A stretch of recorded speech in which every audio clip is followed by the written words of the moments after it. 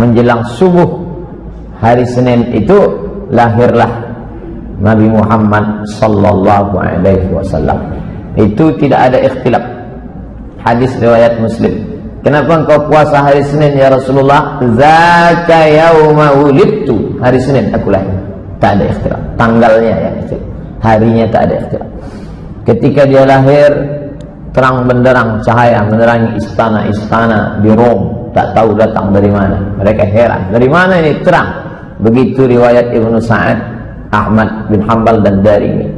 Api abadi yang tak pernah mati di Persia padam. Beberapa bangunan gereja roboh, tak tahu apa sebab. Begitu menurut riwayat Imam At-Tabari dan Imam Al-Baihaqi. Abdul Muttalib sesudah lahir cucu kesayangan tadi dibawalah ke dalam Ka'bah, karena Abdul Muttalib pemegang kunci Ka'bah. Kemudian disembelihkan kambing, akikah. Oh, akikah sudah ada sebelum zaman Nabi Muhammad ya. Sudah ada. Zaman Nabi Muhammad dibersihkan dari yang kotor-kotor. Mereka darah kambing itu diusapkan ke kepala anak yang baru lahir. Kotor, najis. Tapi setelah Islam datang dibersihkan, karena akikah ini sudah ada dalam syariat Nabi Ibrahim alaihissalam. Diberinya nama, yang memberi nama itu adalah Abdul Muttalib. Diberinya cucunya itu bernama Muhammad. Nama itu belum pernah dipakai sebelumnya. Dia dikhitankan pada hari ke-7, karena khitan sudah ada pada syariat datuk moyangnya Ibrahim. Nabi-nabi setelah Ibrahim berkhitan. Nabi Musa berkhitan, Nabi Isa berkhitan, Nabi Muhammad berkhitan. Nabi Isa berkhitan, Ustaz. Khitan. Siapa yang menghapuskan khitan dalam agama Nasrani? Paus bernama Saul, seorang laki-laki merubah namanya menjadi Paulus. Dialah yang menghapuskan khitan. Kata dia, sejak Isa disalib, maka semua suci, tak perlu lagi berkhitan. Kemudian tradisi orang Arab, anak itu disusukan kepada perempuan lain, disusukan kepada seorang budak sahaya Abu Lahab bernama Suwaibah al-Aslamiyah. Kebetulan dia waktu itu melahirkan anak bernama Masruh, maka Nabi saudara sesusuan dengan Masruh. Ibunya lain, tapi satu ibu susuan, karena Suwaibah menyusukan Muhammad sallallahu alaihi wasallam. Saat itu juga Suwaibah menyusukan bayi-bayi lain, di antaranya adalah Hamzah bin Abdul Muttalib.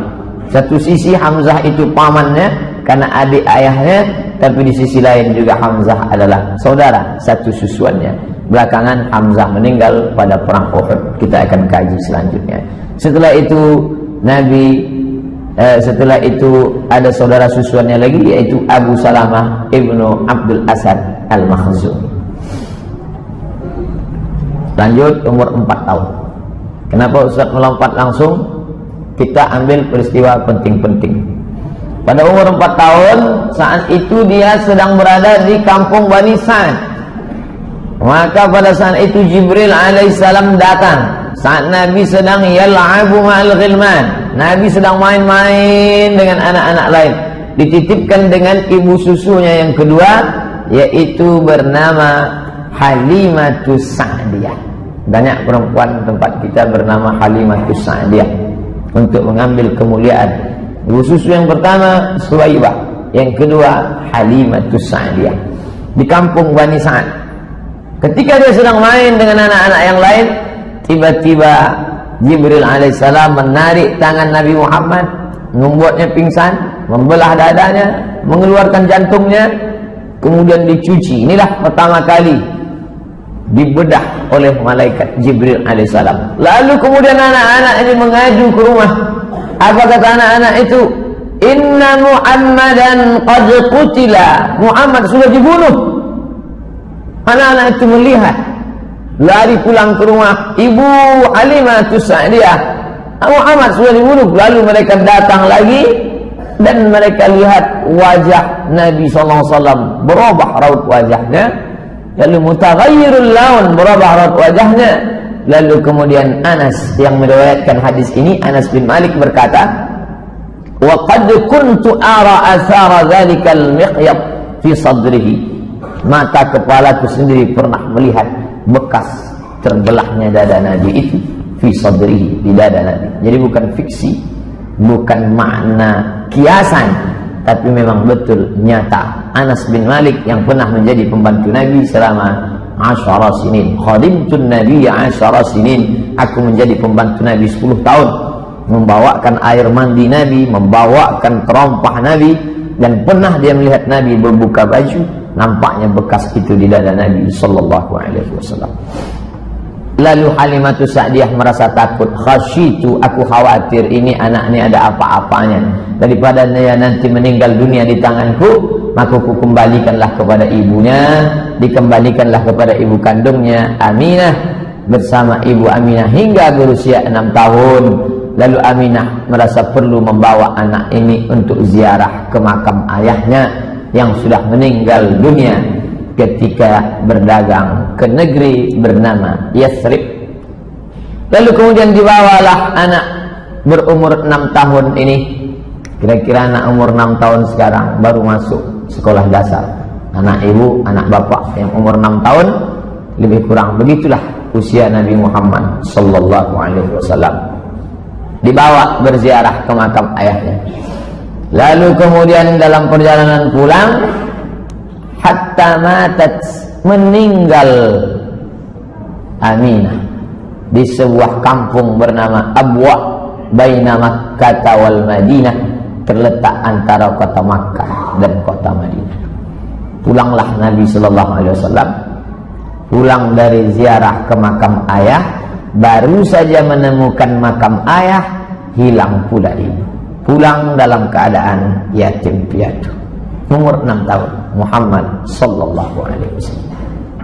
Pulang ke kota Makkah dengan pembantu yang ikut bersama mereka saat itu, lalu kemudian diserahkan kepada datuknya bernama Abdul Muttalib.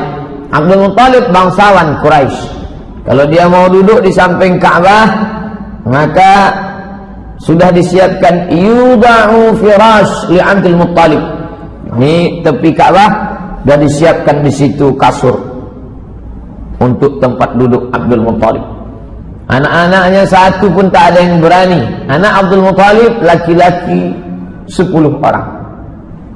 Abbas bin Abdul Muttalib, Abu Lahab bin Abdul Muttalib, Hamzah bin Abdul Muttalib, Abdullah bin Abdul Muttalib, Abu Talib bin Abdul Muttalib. Itu yang 5 itu yang masyhur. Abu Lahab kafir masuk neraka, Hamzah masuk Islam, Abu Talib ayah Ali bin Abi Talib, Abbas bin Abdul Talib ayah Abdullah bin Abbas, dan ayah Nabi Muhammad SAW. Adapun yang 5 lagi tidak masyhur, 5 perempuan. Satu pun anak laki-laki ini tak berani duduk di situ. Tapi kalau sudah datang Nabi Muhammad SAW, duduk Nabi di kasur itu bebas, cucu kesayangan. Bapak yang sudah punya cucu bisa membayangkan cucu enak saja duduk memegang kepala datuk karena ayahnya sudah meninggal dunia. Dan ketika Nabi Muhammad duduk di atas kasur itu, paman-pamannya menariknya. Lalu kemudian apa kata Abu Abdul Muttalib? Kata Abdul Muttalib, da'u, biarkan ibni hadza, anakku ini, biarkan dia. Wallahi, demi Allah, inna lahu lasya'nan, sesungguhnya nanti cucuku ini punya kedudukan yang luar biasa. Mungkin batinnya sudah melihat. Inna lahu lasya'nan. Summa yajlisu ma'ahu, duduklah Datuk Abdul Muttalib bersama cucu kesayangan ala firashihi, di atas kasur, wa yamsah zahrahu, diusapnya pundak cucunya itu, disapunya pundak cucu kesayangan, wa yasurahu, kemudian dia senang, wa yusirruhu ma yarahu yasna, dibiarkannya cucunya itu berlari-lari. Saat itu Nabi SAW diasuh, dibesarkan, kemudian pada umur 8 tahun 2 bulan 10 hari meninggal pula lah datuknya Abdul Muttalib. 2 tahun 6 tahun meninggal ibu, diasuh oleh datuk. Umur 8 tahun 2 bulan 10 hari meninggal Abdul Muttalib. Begitu diriwayatkan oleh Imam Ibnu Ishaq. Lalu kemudian diasuh oleh, irtahala bihi Abu Talib, dibawa oleh pamannya bernama Abu Talib. Ketika itu umurnya 12 tahun. Meninggal Abdul Muttalib, maka berpindah ke asuhan paman bernama Abu Talib. Abu Talib pedagang. Li'ilafi Quraisy, perjalanan orang Quraisy, ilafihim rihlatasy syita'i was-shayb. Musim dingin syita mereka pergi ke Yaman. Musim panas mereka pergi ke negeri Syam. Dalam perjalanan itu sampai mereka ke sebuah negeri bernama Busra. Kemudian mereka berhenti untuk bernaung. Keluarlah pendeta dari gereja itu bernama Bahira. Apa kata Bahira? Hadza sayyidul alamin. Ini anak ini sayyidul alamin, pemimpin semesta alam. Lalu kemudian heranlah Abu Talib, kenapa pendeta ini tiba-tiba keluar? Zaman itu pendeta tak ada keluar, pendeta hanya di dalam gereja saja. Lalu kemudian dia tanya, kenapa kamu mengatakan begitu? Ma ilmuka bidzalik? Dari mana kamu tahu itu? Apa kata Bahira? Innakum hina ashraftum minal aqabah. Ketika kamu tadi berada di atas bukit mau turun ke bawah, aku melihat lam yabqa hajarun wala syajarun illa kharra sajida. Semua pokok kayu dan batu-batu bersimpuh sujud. Wala yasjudani illa linabiyyin. Itu pokok kayu dan batu tidak sujud kecuali hanya kepada Nabi. Wa inni a'rifuhu bi khatimin nubuwah. Aku mengetahui itu dari khatim, stempel kenabian. Lalu kemudian wa inna najiduhu fi kutubina. Kami sudah melihat tanda-tanda itu di dalam kitab suci kami. Pendeta Bahira memuliakan, disambutnya bidhiyafah sebagai tamu. Lalu kemudian sa'ala Abu Talibin ayyaruddahu. Hai Abu Talib, antarkanlah anak ini pulang ke Makkah. Jangan kau bawa dia ke negeri Syam. Heran Abu Talib, kenapa saya bawa? Dia bantu-bantu saya dagang. Ini keponakan saya. Kalau saya bawa ke negeri Syam, kenapa? Karena di negeri Syam itu khaufan alaihi minar Rum wal Yahud. Karena di sana ada orang Romawi Yahudi yang memang sudah menunggu-nunggu Nabi terakhir. Kalau mereka lihat ternyata bukan dari keturunan Yahudi, mereka akan membunuhnya. Maka Bahira mengatakan, bawalah dia pulang. Saat itu umur Nabi 12 tahun. Masuk umur 20. Pada ketika dia berumur 20, maka pada saat itu terjadi perang besar di sebuah pasar bernama Uqas, pasar Uqas. Perang antara Kinanah dan Quraisy. Suku besar darah biru Quraisy berperang dengan Kinanah di pasar Uqas. Penyebabnya salah seorang suku Kinanah membunuh 3 orang suku Qais. Maka disebut perang Al-Fijar karena mereka melanggar larangan perang di bulan haram. Nabi SAW ikut perang itu, menyiapkan anak panah untuk paman-pamannya. Anak panah yang panjang, di pangkalnya diberi bulu ayam, ujungnya diberi timah besi, seperti kita kemarin Sabtu Senin. Yang Nabi SAW menyiapkan itu. Inilah perang pertama yang diikuti Nabi SAW dengan pamannya. Pekerjaan Nabi sehari-hari, Nabi mengembalakan kambing Bani Sa'ad. Bani Sa'ad suku yang besar, kambing mereka banyak, dan Nabi SAW mengembalakan kambing-kambing itu. Dan kemudian setelah itu Nabi berdagang bernama Sa'ib bin Abi Sa'ib Al-Makhzumi. Nabi tidak punya barang dagangan. Barang dagangan milik orang, pemodal, orang kaya, dibawakan dagang ke Yaman, pergi ke negeri Syam. Negeri Syam itu sekarang sudah menjadi 4 negara: Suriah, Lebanon, Palestina, Yordania. Lalu kemudian pada musim dingin mereka turun ke bawah, pergi ke Yaman. Jadi kalau dihitung sekarang dagang Nabi itu Yaman, Saudi Arabia, Yordania, Suriah, Lebanon, Palestina. 6 negara, ekspor impor. Jadi jangan bayangkan Nabi jualan antar kelurahan. Nabi itu luar biasa bersama As-Sa'ib bin Abi Sa'ib Al-Makhzumi. Umur 25 tahun. Di antara pemilik barang yang dibawakan Nabi barang-barangnya adalah seorang perempuan bernama Khadijah binti Khuwailid. Imra'atun, seorang perempuan tajiratun, kaya, zata syarafin, mulia, wa malin, banyak harta. Banyak yang sudah meminang dia, tapi dia tak ada terima. Lalu kemudian setiap kali barang ini dibawa laku keras, maka dia heran.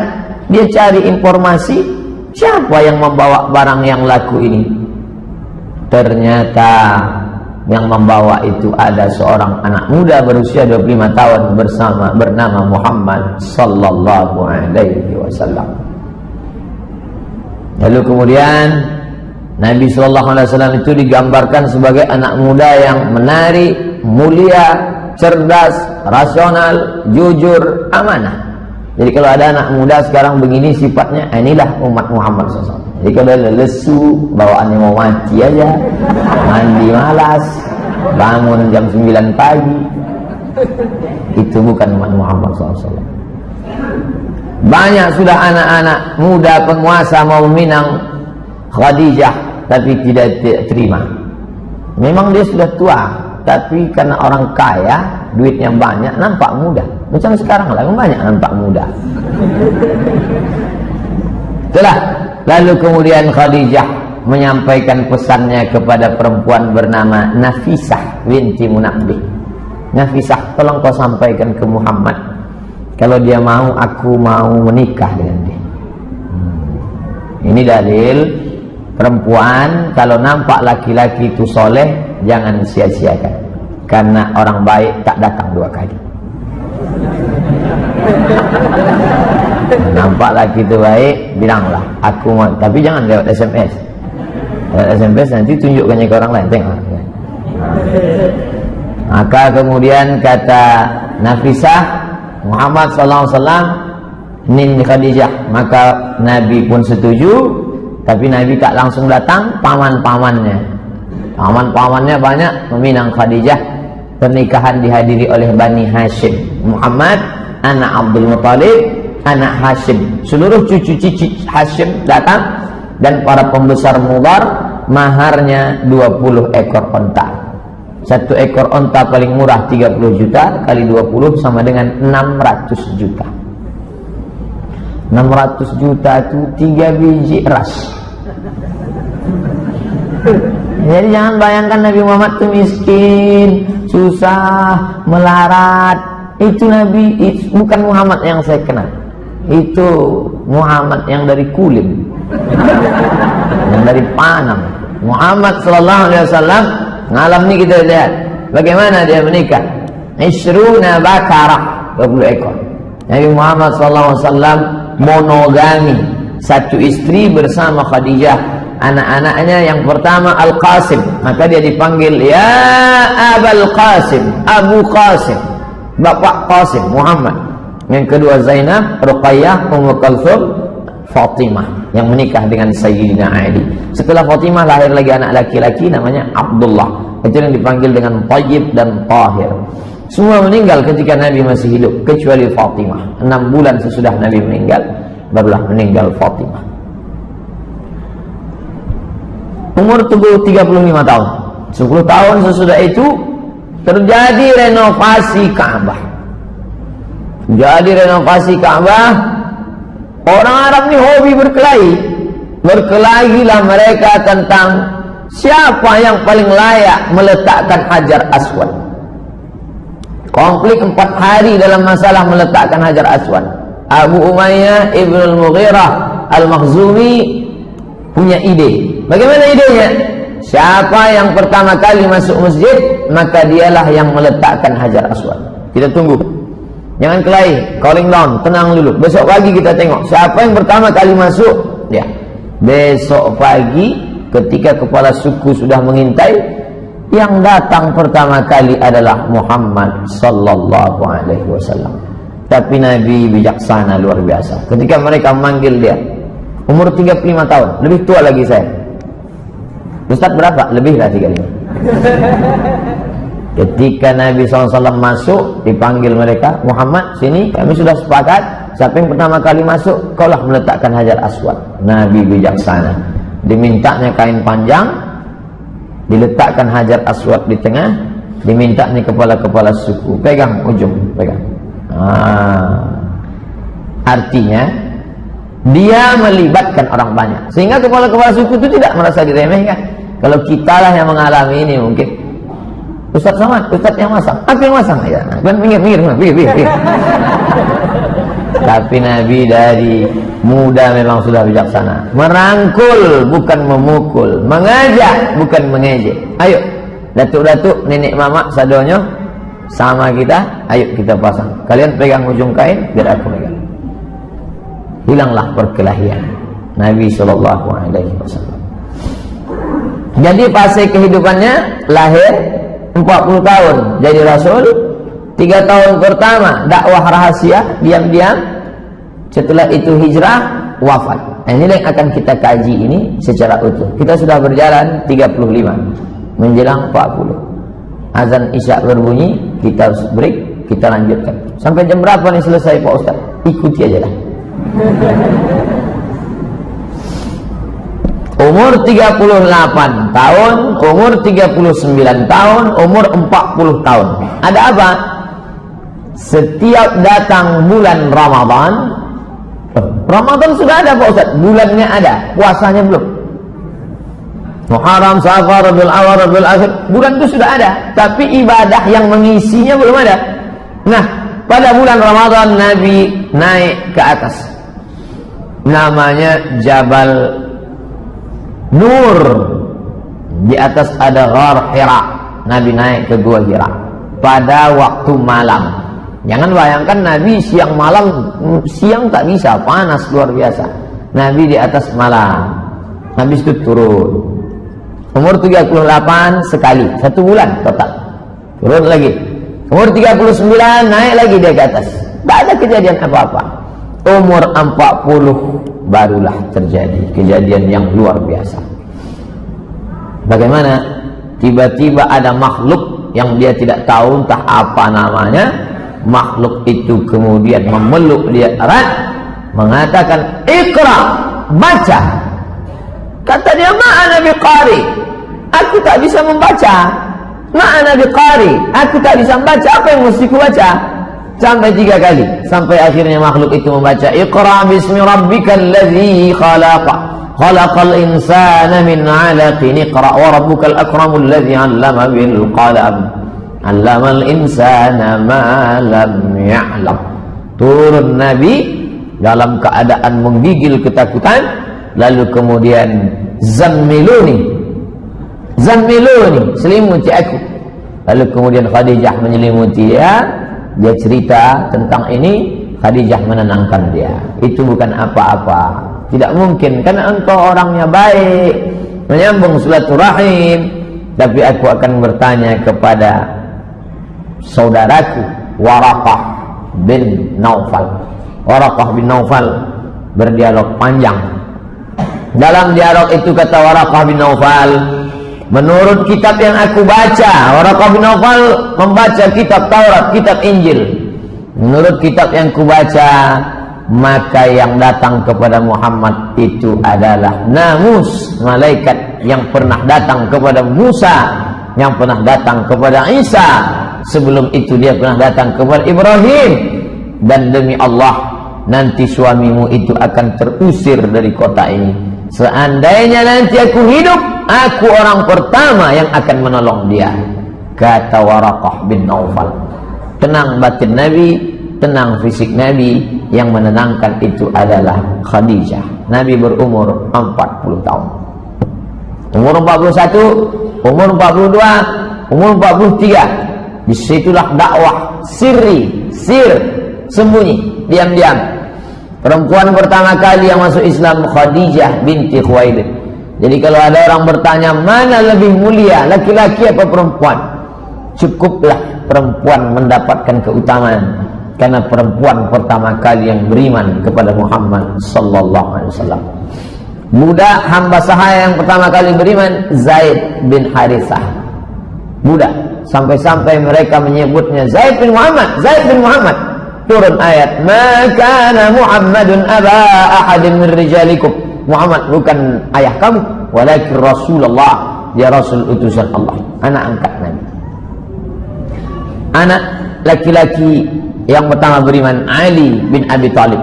Jarak umur Nabi dengan Ali 30 tahun. Jadi kalau waktu itu Nabi umurnya 40, maka umur Ali bin Abi Thalib 30 tahun. Pria dewasa yang pertama kali masuk Islam, Abu Bakar Siddiq. Jarak dia dengan Nabi 2 tahun. Nabi 40, Abu Bakar 38. Bapak yang berumur 38 saat itu menjadi Abu Bakar Siddiq.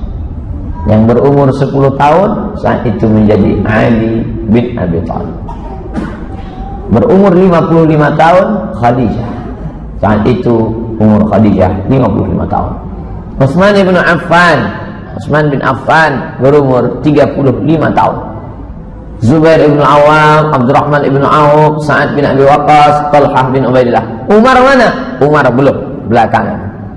41, 42, 43 dakwah secara rahasia. Person to person, dakwah fardiyah. Tabligh akbar seperti ini tak bisa dilaksanakan. Abu Jahal, Abu Lahab, Abu Talib, Abu Sufyan sudah mengintai, tak bisa. Makanya kalau ada yang tak datang malam ini, dia takut ditangkap oleh Abu Jahal. Kau kenapa tak pernah datang pengajian ke masjid? Aku masih 3 tahun pertama, 41, 42, 43. Kita masih rahasia, belum bisa kita tabligh akbar. Umur 44 tahun, ini tak ada tawar-menawar, dakwah mesti terang-terangan. Nabi mengundang para pembesar Bani Hashim.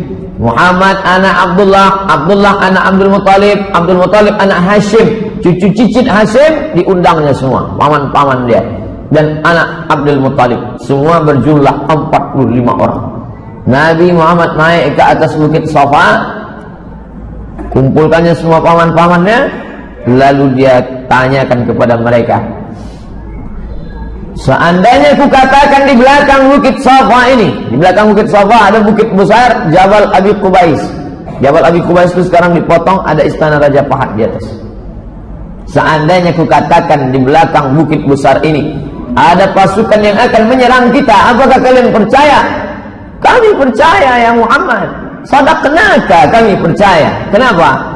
Karena dari kecil pun kami sudah memanggil engkau Al-Amin, tak pernah bohong, tak pernah tipu, tak pernah dusta. Seandainya ku katakan bahwa aku adalah Nabi dan aku sudah menerima wahyu dari Allah, apakah kalian percaya? Disitulah Abu Lahab marah. Tabban laka ya Muhammad, celakalah kau wahai Muhammad. Tabbat yada Abi Lahabin wa tabban, ma aghna anhu maluhu wa ma kasaba, sayasla naran dzata lahab wa imra'atuhu hammalatal hatab fi jidha hablum min masad. Jadi kalau begitu berapa tahun Abu Lahab itu sayang kepada Nabi Muhammad SAW? 44 tahun. 63 tahun, 44 itu sayang, sisanya itu baru benci, peperangan, permusuhan yang luar biasa. Umur 44 sampai umur 53, disitulah rintangan mulai datang. Jamaah haji dihadang, tak boleh mendengarkan dakwah Muhammad. Jamaah haji, haji sudah ada Pak? Udah. Abu Jahal, Abu Lahab itu haji Abu Lahab. Cuman tak ditulis. Seandainya ditulis, tabat siada haji Abi Lahab wa tab. Itu haji-haji semua itu. Makanya kalau ada Pak Ustaz berat kami ke masjid ini, tak disokong oleh tokoh masyarakat haji ini. Haji Abu Jahal itu. Haji Abu Jahal.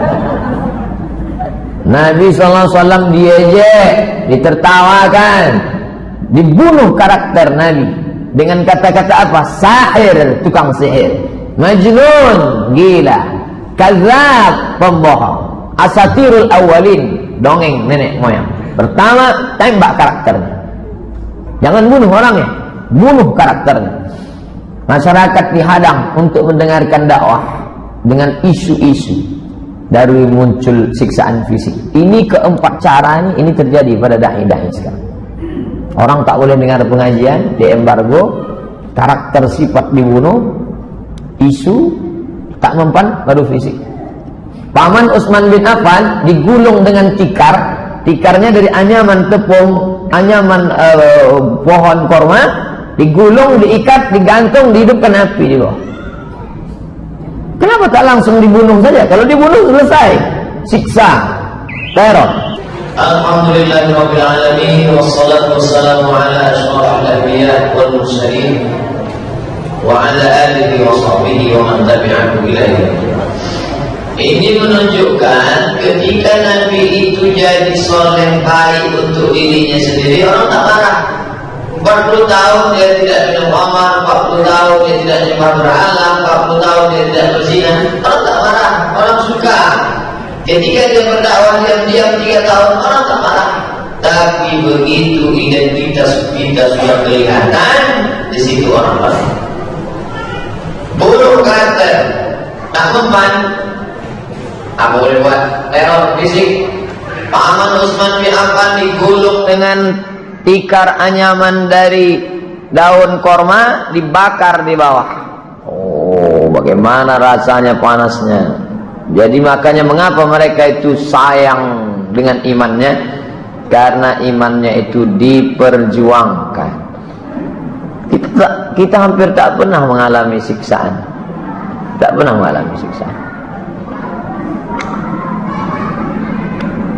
Mus'ab bin Umair tidak diberi makan dan minum oleh ibunya, diusir dari rumah.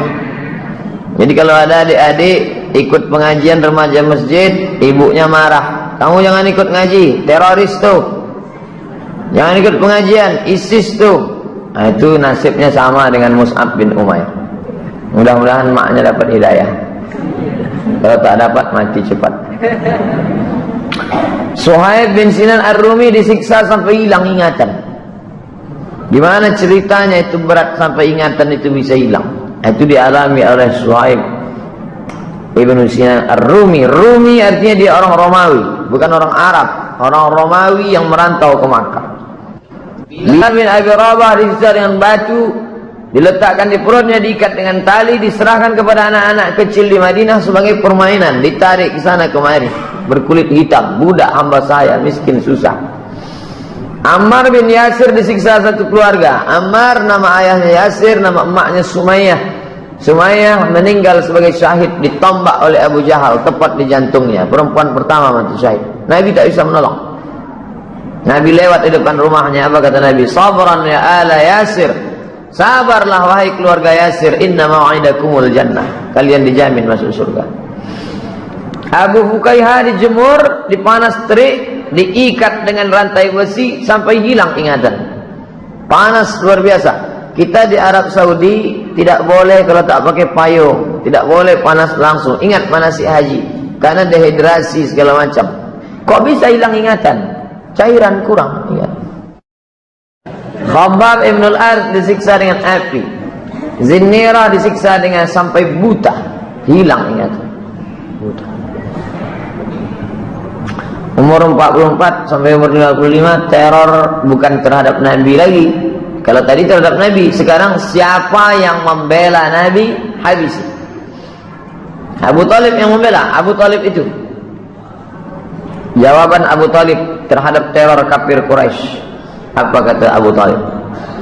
Wallahi la yasilu ilaika bi jam'ihim hatta uwassida fit turafi dafina. Wallahi demi Allah wahai keponakanku, lan tidak akan yasilu ilaika bi jam'ihim. Mereka walaupun ramai tak akan bisa menangkap, membunuhmu. Hatta uwassida fit turabi, sampai aku ditimbun fit turab, di dalam tanah, dafina, sebagai mayat yang mati, terbujur kaku di dalam tanah. Begitulah cinta Abu Talib. Jangan kau takut teror apapun yang kau hadapi. Teror terhadap anak-anak Nabi, anak-anak diteror. Apa salah anak Nabi? Abu Lahab memaksa kedua anaknya bernama Utbah bin Abi Lahab dan Utaibah. Utbah bin Abi Lahab, Utaibah bin Abi Lahab itu menikah dengan Ruqayyah dan Ummu Kalsum, ceraikan. Tentu pukulan luar biasa, anak menjadi janda. Gara-gara apa? Pukulan emosional. Seorang ulama kalau anaknya dipaksa harus melepaskan diri dari pernikahan, tentu dia tak sampai hati. Tapi ini dialami Nabi. Kedua anaknya Ruqayyah dan Ummu Kalsum. Ummu Jamil, Arwah binti Harb ibnu Umayyah, saudara kandung Abu Sufyan. Namanya Arwah, tapi panggilannya Ummu Jamil. Ummu ibu, Jamil cantik. Ummu Jamil bu cantik. Teror fisik, menebarkan duri-duri dan kotoran di jalan yang dilalui Nabi. Mana jalan yang selalu dilalui Nabi? Tebarkan kotoran, nonta, duri-duri. Makanya satu surat khusus untuk keluarga ini. Suaminya, tabat yada abi lahabi wa tab. Pekerjaannya, ma'agna anhu maluhu wa ma kasab. Sayasla naran dhata lahab. Istrinya, wa mra'atuhu hammalatal hatab. Fi jidha hablum min masad. Memang keluarga ini luar biasa. Ayat-ayat kisah teror. Ayat-ayat ini kalau kita baca, renungkan baik-baik, ini semua cerita tentang teror yang dialami Nabi. Wailul likulli humazatil lumazah. Celakalah bagi pengumpat dan pencela. Siapa itu? Umayyah bin Khalaf mengejek, mengumpat, mencela Rasulullah. Saudaranya bernama Ubay bin Khalaf meludahi wajah Rasulullah SAW. Maka ketika imam membaca ayat itu, renungkan dengan baik. Wailul likulli humazatil lumazah alladzi jama'a malahu wa'addada. Apa kerja mereka? Jama'a malan, mengumpulkan harta, wa'addada, kumpul hitung. Datang Nabi, mereka caci, sumpah serapah, bahkan meludahi wajah Nabi. Wala tuti' kulla halafin mahin hammazim masya'im binamim manna'il lil khairi mu'tadin asim utullim ba'da zalika zanim. 9 sifat Al-Akhnas Ibnu Syarik At-Thaqafi. Itu kronologisnya, ada orangnya semua itu. Apa arti ayat ini? Banyak mencela, pergi ke sana kemari menyebar fitnah. Zaman dulu orang kalau menyebar fitnah masuk rumah ini, fitnah masuk. Sekarang enggak, share. Twitter, BBM, WhatsApp, Facebook. Andai mereka ini dulu hidup zaman sekarang, banyak paketnya nih, 5 giga, 8 giga. Banyak menghalangi orang buat baik. Siapa yang buat baik? Siapa yang masuk Islam? Halangi. Melampau. Tengok sistem kerjanya pas gaya kerja Ahokers. Ini otak-otaknya semua. Ini semua ada. Zaman berganti, musim berubah. Tokoh-tokoh yang membela Islam bunuh karakternya. Apakah ada tokoh itu yang anaknya? Mungkin ada, kita tak mengerti. Mereka tak pernah mengadu. Tokoh-tokoh Islam itu hanya mengadu kepada Allah Subhanahu wa taala. Fala saddaqa wala shalla. Mereka tak mau percaya dan tak mau salat. Siapa itu yang dimaksud? Abu Jahal. Mendengarkan bacaan Quran tapi tak mau percaya. Kalau ada orang salat dihalanginya. Pernah Nabi salat di samping Ka'bah, diajaknya anak-anak muda, cekik kepala, tungkup pakai kain hitam, diikat, disiramkan kotoran onta. Fala saddaqa wala shalla. Apa strategi yang dilakukan Rasulullah? Pertama, perlu markas Islamic Center, pusat kajian Islam. Di mana? Rumah Al-Arqam bin Abil Arqam sebagai pusat kegiatan. Inilah perlunya sekretariat. Nah, ini dalil bagi adik-adik yang buat remaja masjid. Kami bingung nih Pak, tak ada sekretariat. Nah, ini dalilnya. Sekretariat Irma, FSRMM, sekretariat Fodamara. Nah, dari ini dalilnya. Minta mereka dapat satu, bersedekah rumah Al-Arqam bin Abil Arqam. 2, mencari peluang baru. Amati, mikir, kira-kira kemana kita pindah? Dunia ini tak sempit, luas. Maka muncullah ide, sebagian sahabat mengungsi ke Habasyah. Habasyah itu Abyssinia. Di mana itu sekarang? Ethiopia, Afrika. Dari Makkah menyeberang turun ke Yaman, dari Yaman nyeberang Laut Merah, Djibouti, dari Djibouti masuk. Kalau ke atas Mesir, dari Makkah naik ke Yordania, menyeberang Laut Merah ke Mesir. 2 hari 2 malam naik kapal laut. Mereka dulu naik onta, menyeberang laut naik bahtera. Umur 45 tahun Nabi hijrah ke Habasyah, Ethiopia. Bulan Rajab tahun kelima kenabian. 12 orang laki-laki, 4 orang perempuan. Ketuanya Utsman bin Affan dan istrinya bernama Ruqayyah. Istri Nabi, anak Nabi yang dipaksa cerai dari anak Abu Lahab, dinikahi oleh Utsman. Mereka hijrah, 12 orang. Tak tahan lagi di Makkah. Luar biasa tekanan.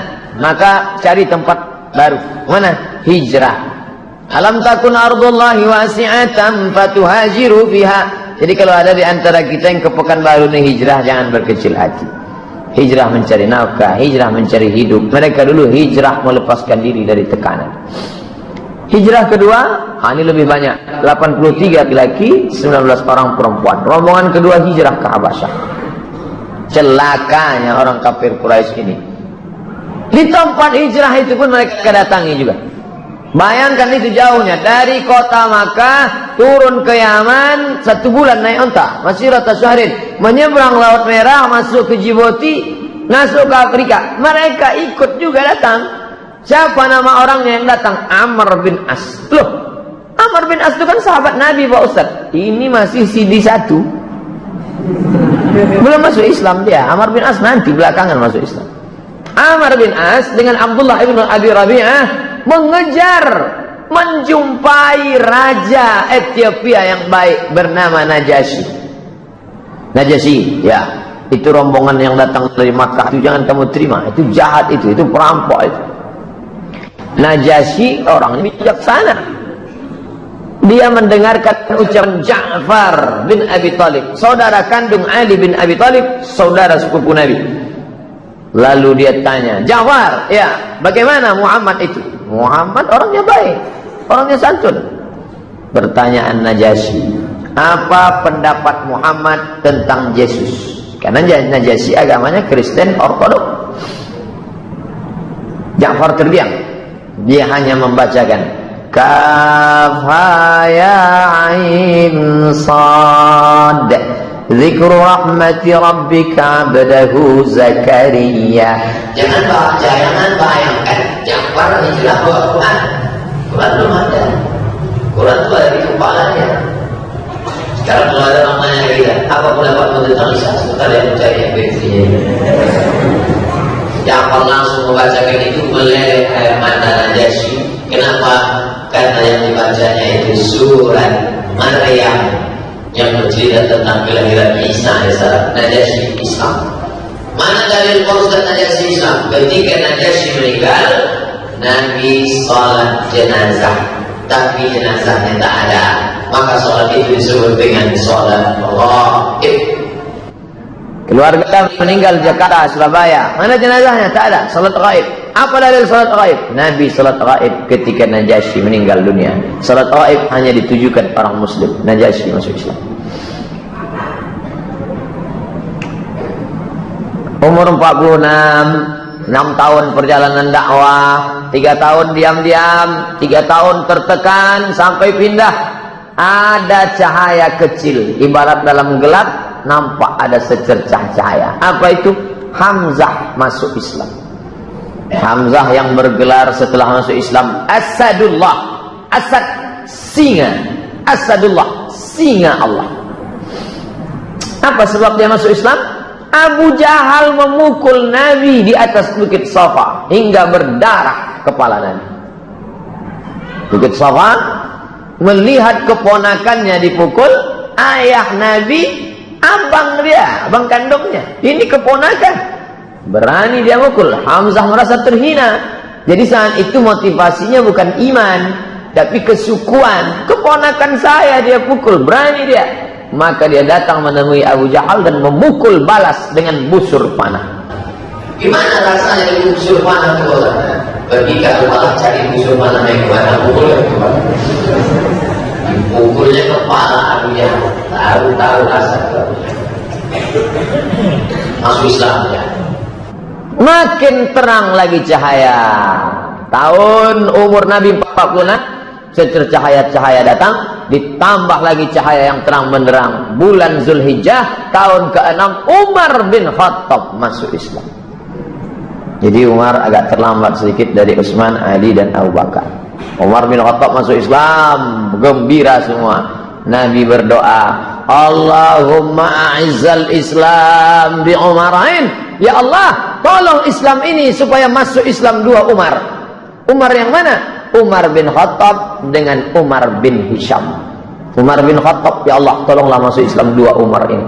2 Umar inilah ya Allah masuk Islam. Umar bin Khattab dengan Umar bin Hisham. Umar bin Hisham Abu Jahal. Umar bin Khattab inilah dia masuk Islam. Umar bin Khattab. Wa kana Ibnu Mas'ud radhiyallahu an, Abdullah bin Mas'ud, kami tidak mampu sholat di samping Ka'bah hingga Umar masuk Islam. Selama 6 tahun kami tak sanggup sholat di samping Ka'bah, sholat di rumah. Nah, jadi kalau ada jamaah sini tak pernah ke masjid, itu sebelum Umar bin Khattab masuk Islam. Kenapa kau tak ke masjid? Umar bin Khattab belum masuk Islam. Setelah Umar bin Khattab masuk Islam, barulah mereka berani sholat ke masjid. Kenapa? Karena kepala preman sudah masuk Islam. Umar bin Khattab kekar pemenang juara gulat setiap tahun di pasar Ukas, juara bertahan. Baca Quran, tak ada orang berani baca Quran dengan suara keras sebelum Umar bin Khattab masuk Islam. Setelah Umar bin Khattab masuk Islam, berani mereka. 2 sekali dalam tahun itu, Hamzah dengan Umar ibn Khattab. Akhirnya pertolongan itu datang. Mulailah, kalau tidak bisa dengan cara keras, kalau cara keras, ini singa Allah sudah siap, Umar sudah siap, Hamzah sudah siap, maka dengan cara lunak, tawaran damai. Cerita berganti, musim berubah. Dari dulu sampai sekarang cara itu begitu saja. Isu, teror, kalau tak mempan, tawaran, mahkota, harta, wanita. Al-Aswad bin Abdul Muttalib bin Aswad bin Abdul Uzza, Al-Walid bin Mughirah, Umayyah bin Khalaf, As bin Abi Sahmi mengajak beribadah. Muhammad, kami sudah capek. Jadi gimana? Gimana kalau kita ganti-gantian aja lah. Kami sembah Allah sebulan, habis itu kau sembah Tuhan kami sebulan. Deal or no deal? Turun ayat. Qul ya ayyuhal kafirun la a'budu ma ta'budun wala antum 'abiduna ma a'bud wala ana 'abidu ma 'abadtum wala antum 'abiduna ma a'bud lakum dinukum. Tak mempan, tawaran damai tak laku. Damai tak laku, kumpul lagi mereka, lebih keras lagi daripada itu. Umur 47, dahsyat. Tahun embargo. Tidak lagi di embargo Muhammad sendiri, satu suku. Bani Hashim, Bani Abdul Muttalib di embargo. Apa embargonya? Tidak boleh ada pernikahan. Bani yang lain tidak boleh menikah dengan Bani Hashim dan Bani Abdul Muttalib. Muhammad, anak Abdullah, anak Hashim. Seluruh Bani Hashim. Hashim, anak Abdul Muttalib. Seluruh Bani Hashim, seluruh Bani Abdul Muttalib. Tidak boleh ada orang Arab yang menikah dengan Bani Hashim dan Bani Muttalib. Tidak boleh ada transaksi jual beli. Tidak boleh duduk-duduk bersama mereka. Tidak boleh interaksi sosial, tidak boleh masuk ke rumah mereka, tidak boleh bicara dengan mereka sampai mereka menyerahkan Muhammad untuk dibunuh. Ditulis, ditempel di dinding. Yang nulis itu siapa? Baghid ibnu Amir ibnu Hisham. Nabi mendoakan dia, ya Allah laknat si Baghid ini, lumpuh tangannya. Itu dalil boleh melaknat orang. Jadi kalau ada yang suka menulis-nulis gini, share-share, doakan, lumpuhkan jempolnya ya Allah. Besok tak bergerak lagi. Di masa sulit ini Abu Thalib khawatir mereka membunuh Rasulullah. Ini genting ini. Abu Thalib itu juga lah yang menolong. Ini keponakan, ayahnya saudara kandungku, anak ini tunggal, dari kecil sudah kujaga. Maka dia takut ini terbunuh. Kemana-mana Nabi dia selalu bersama. Sampai tempat tidur Nabi pun dijaga. Begitu cinta Abu Thalib. Dia memerintahkan Rasulullah agar tidur di tempat tidurnya. Muhammad jangan tidur sendiri. Umur Nabi sudah 47 tahun. Kau tidur di sini karena mungkin mereka akan mengutus pembunuh di tengah malam. Dia perintahkan anak-anaknya mengawal Rasulullah. Anak-anakku, Ali, Ja'far, yang lain, kawal saudara kalian ini. Karena Nabi SAW tak punya saudara kandung laki-laki. Ali bin Abi Thalib itulah saudara dia. Ja'far bin Abi Thalib itulah dia. Anak-anak inilah dia. Umur 50, 3 tahun lamanya embargo itu. Kertas embargo tersobek. Hisham ibnu Amar dari Bani Amir ibnu Lu'ay, dialah yang merobek kertas itu. Apa ini kata dia? Dia cabut.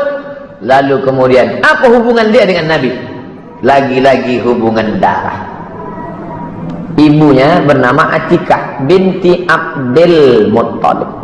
Abdul Muttalib kakeknya Nabi. Berarti kalau begitu makcik Nabi SAW. Mak dia makcik Nabi, masih keluarga Nabi SAW. Hubungan darah. Bangkit emosinya, dia marah, dia cabut itu. Habis embargo, cara lunak lagi.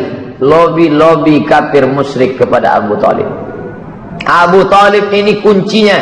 Maka kalau dia sudah tunduk, tunduk. Maka mereka mulai terus datang merayu dengan segala macam merayu. Ternyata ujian sekarang tidak datang dari kafir musyrik, tapi ujian datang dari Allah Subhanahu wa taala. Selama ini kalau susah tempat bergantung Khadijah, tempat mengadu Khadijah. Kalau tak Khadijah, Abu Talib, Abu Talib Khadijah. Di saat yang sama kedua-dua tempat bergantung itu patah, putus, tak ada lagi tempat mengadu. Kedua tempat berpegang itu patah. Abu Talib dan Khadijah wafat. Maka tahun itu disebut dengan Amul Huzn, tahun duka cita. Apa hikmah di balik ini? Jangan bergantung kepada manusia. Allah ingin supaya kita hidup ini hanya bergantung kepada Dia. La haula. Bergantung kepada paman, paman mati. Bergantung kepada istri, istri meninggal. Bergantung kepada harta, harta binasa. Bergantunglah kepada Dia. Idza daqat 'alaika dunya, kalau sempit dunia maka katakan ya Allah. Apa sulitnya Allah menolong Nabi Muhammad? Mudah. Innama amruhu idza arada syai'an ayaqula lahu kun fayakun. Kenapa dia buat kehidupan Nabi ada naik, ada turun? Supaya kita hidup ini manusiawi, bukan hidup malaikat. Hidup kita ini hidup manusia, bukan hidup malaikat di surga. Nabi menikah dengan Saudah binti Zam'ah. Selama dengan Khadijah 50 tahun umurnya, 25 tahun lajang, 25 tahun menikah, monogami, istrinya tunggal, tak pernah menikah dengan perempuan lain. Setelah meninggal Khadijah, menikah dia dengan Saudah binti Zam'ah. Itu pun janda karena suaminya bernama Sakran ibnu Imran, wafat di Habasyah. Ini perempuan dia nikahi, Rasul menikahinya. Sedih di atas sedih. Pergi Taif. Di Taif ada suku Saqif. Dengan harapan orang Saqif mau menerima dakwah. Datang ke sana, ayolah kalian masuk Islam, aku Muhammad SAW. Jadi tidak tablik akbar, tapi ini tablik akbar ini datang belakangan. Dakwah person to person, ngobrol, cerita, menawarkan Islam. Tapi apa yang terjadi? Mereka melempar Nabi SAW, mengusir, melempar, dilempar mereka dengan batu, dengan tolang onta, dengan kotoran, dengan duri. Akhirnya meleleh darah dari pelipis Nabi, bersembunyi Nabi di balik bukit. Inilah doa yang dia baca. Allahumma ya Allah, ilaika asku dha'afa quwwati, kepada Engkau saja aku mengadukan kelemahanku, wa qillata hilati, ketidakberdayaanku, wa hawani 'alan nas, sekarang ini aku betul-betul hina di hadapan manusia. Ya arhamar rahimin, anta rabbul mustad'afin, Engkau Rabb, tempat mengadu, tempat meminta semua orang yang lemah. Wa anta rabbi, Engkau Rabbku. Ila man takiluni ila ba'idun yatajahhamuni, kemana lagi aku bersandar kalau bukan kepada Engkau? Apakah ke tempat yang jauh, tempat aku merasa asing? Am ila aduwin malaktahu amri, apakah kepada musuh mungkin ya Allah? Illam yakun bika alayya radun fala ubali, andai Engkau tidak murka kepadaku, asalkan jangan Engkau saja yang marah, seisi dunia yang marah, fala ubali, aku tak peduli ya Allah. walakin afiyatullah ya awsa'li. Yang paling penting adalah rahmat dan ampunan ya Allah. A'udzu bi nuri wajhika alladhi asyraqat lahu zulman. Aku berlindung kepada Engkau dengan cahaya kemuliaanmu yang dapat menerangi segala yang gelap. Wa salaha alaihi amrud dunya wa salaha alaihi amrud dunya wal akhirah min an tunzala bi ghadabuk aw yahillu alayya sahatuk lakal utba hatta tarda wala haula wala quwwata illa bik. Selesai doa itu dia ucapkan, datanglah malaikat penjaga segala bukit, malakul jibal. Apa kata malaikat? Ya Muhammad, tunjukkan mana bukit yang paling besar, biar kutimpakan ke suku Saqif. Darah masih menetes, doa baru selesai, datang malaikat. Mana yang paling besar ya Muhammad, biar kutimpakan kepada mereka. Apa kata Nabi? Bal arju ayyukhrijallahu min aslabihim man ya'budullaha wahdahu la yusyriku bihi syai'a. Semoga Allah mengeluarkan dari tulang sulbi mereka anak-anak yang menyembah Allah, tak mempersekutukan Allah. Bayangkan, darah sedang menetes, tiba-tiba malaikat datang. Bukit mana? Abdul Somad, bukit mana? Saya tunjuk. Itu. Nabi malah mendoakan, keluarkan dari tulang sulbi mereka.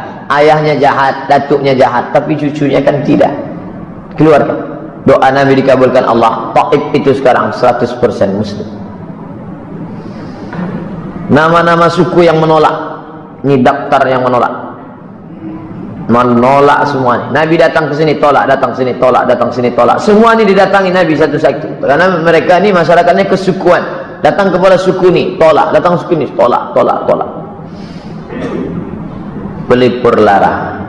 Setelah jatuh sejatuh-jatuhnya, meninggal paman, meninggal istri, jatuh, hina, dinaikkan Allah. Subhanallazi asra bi'abdihi layla minal masjidil haram ilal masjidil aqsa alladzi barakna hawlahu linuriyahu min ayatina innahu was-sami'ul basir. Isra, ini Mi'raj. Ini ayat Isra, ini ayat tentang Mi'raj. Isra Mi'raj satu sisi membahagiakan, di sisi lain makin menjatuhkan, karena mereka menuduh Nabi gila. Beberapa orang menerima dakwah, mereka di luar Makkah. Suhail ibn Samit, Iyas ibn Mu'adz, Abu Dzar al-Ghifari. Ini yang terkenal. Abu Dzar al-Ghifari, Tufail ibn Amr ad-Dawsi, dan Dimas al-Azdi. Ini Dimad al-Azdi. Mereka masuk Islam, tapi bukan orang Makkah. Orang datang dari jauh, mendengar berita, datang. Yang didatangi tak masuk Islam, yang tak pernah dikunjungi malah masuk Islam. Kita pun selalu dalam kehidupan ini, yang kita usahakan tak berhasil, yang kita tanam, kita pupuk, yang tak ditanam malah. Artinya apa? Engkau buat saja, ente buat aja, masalah hasilnya Allah Ta'ala. Ini tak didakwahi, malah datang bersyahadat di hadapan Nabi. Asyhadu an la ilaha illallah. Mereka datang dari luar Makkah. Umur 51, fajar baru datang menyingsing dari negeri bernama Yathrib, tepat di musim haji. Musim haji Zulhijjah, datanglah orang-orang dari Yathrib. Ini orang pertama yang masuk Islam dari Madinah. As'ad bin Zurarah, Auf ibn al-Harith, Rafi' ibn Malik, Utbah bin Amir, Uqbah bin Amir, Jabir ibn Abdullah. Ini mereka datang. Mereka sudah lama dengar tentang Nabi Muhammad, berita-berita, pas musim haji mereka datang. 8 hari 8 malam mereka naik onta sampai ke Makkah. Dan pada saat di Aqabah, ini mereka bulan Syawal tahun ke-11 kenabian, ini mereka masuk Islam. Lalu kemudian di umur 51 ini Nabi menikah dengan Aisyah. Menetap bersama baru pada setelah hijrah, menikahnya sebelum hijrah. Umur 52. Umur 52 Nabi SAW ini bai'an Aqabah. Kenapa disebut dengan bai'an Aqabah? Karena terjadinya di tempat melontar jumrah Aqabah. Musim haji tahun ke-12 kenabian. Terdiri dari 12 orang. 5 orang yang hadir di tahun yang lalu, yang 5 tahun lalu, ditambah lagi yang 7 ini. Tahun lalu ada ini, yang 5, 1 tak ikut, ditambah lagi 7. Dengan itu 12 orang. Rasulullah mengutus Mus'ab bin Umair ke Madinah. Setahun sebelum Nabi pindah sudah diutusnya orang duluan, namanya Mus'ab bin Umair. Mus'ab, pergi ente ke Madinah dengan 12 orang ini, ajarkan mereka Islam. Jadi jangan bayangkan Nabi datang ke Madinah, kata orang Jawa, ujuk-ujuk, tak ada angin, tak ada hujan, tiba-tiba datang. Dah, penuh dengan persiapan. Tahun pertama nih, tahun kedua nih, diutus. Ini bunyi teksnya. Ta'alau, sini, bai'uni, kalian bai'an aku, ala an tusyriku billahi syai'a, jangan persekutukan Allah. La tasriqu, jangan mencuri. La taznu, jangan berzina. La taqtulu auladakum, jangan bunuh anak kamu. La ta'tu bi buhtanin, jangan sebar isu-isu, dan sampai akhir. Nah, ini larangan-larangan, jangan begini, jangan begini. Udah, ini yang disebut dengan bai'at. Sekarang banyak aliran-aliran pakai bai'at. Ente ngaji sama Ustaz Somad udah ada bai'at? Tak ada. Itu tak sah Islamnya itu. Bai'at ke guru kami. Kalau tak bai'at, besoklah aku bai'at. Tapi jangan lupa bawa mahar 500 per kepala. UUD, ujung-ujungnya duit. Bai'at itu sumpah setia. Mereka 12 orang bersumpah setia di hadapan Nabi SAW di bai'at, bai'at Aqabah. Umur 53 Nabi, bai'at Aqabah 2. Musim haji tahun ke-13 kenabian.